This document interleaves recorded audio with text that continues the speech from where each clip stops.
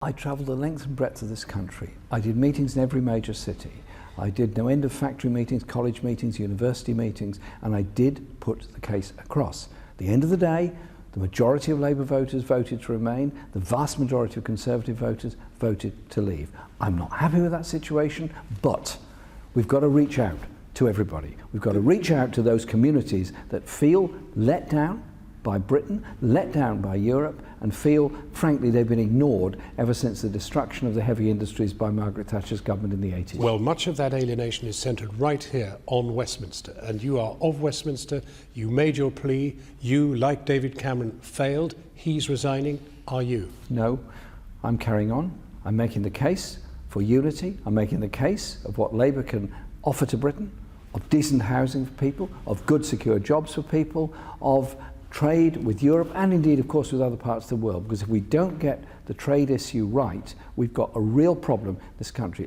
Already, since the Leave vote, there have been financial problems and they're probably going to get considerably worse. We need to have a government that doesn't heap yet more austerity on the poorest people in this country, a government that is prepared to intervene to protect jobs and industry. Well, the inevitable consequence of today with a resigned Prime Minister is that there will be a new Prime Minister, presumably not of his particular outlook, but somebody more sceptical of Europe. The question then is, should there be a general election? Are you calling for a general election? I think the issue will come up after the election of the new Tory leader. They may well decide to call an election. That will be... Yeah, but are you pressing for one? I mean, shouldn't the British people... What the British people need now is stability. Is stability to retain those jobs, stability to protect those working conditions, and we need a plan from this government now on how they're going to approach the negotiations for leaving the European Union before they invoke Article 50. Your party is split most divisively over you. It is perfectly clear that the majority of Labour MPs want to get rid of you, and they say so.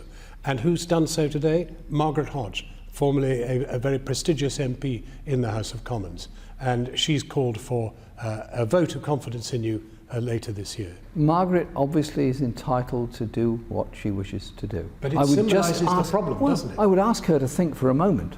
Just think for a moment. A Tory Prime Minister resigned. Britain has voted to leave the European Union. There are massive political issues to be addressed. Is it really a good idea to start a big debate in the Labour Party when I was elected less than a year ago with a very large mandate? Do you really ever want to be Prime Minister? I mean, with the appalling burdens that it inflicts upon you and your way of life. The burdens it inflicts on people who suffer under this government or any other government that doesn't provide the housing people need, that doesn't provide the schools they need, that doesn't provide the hope they need, is far worse. Of course, I want to lead this party.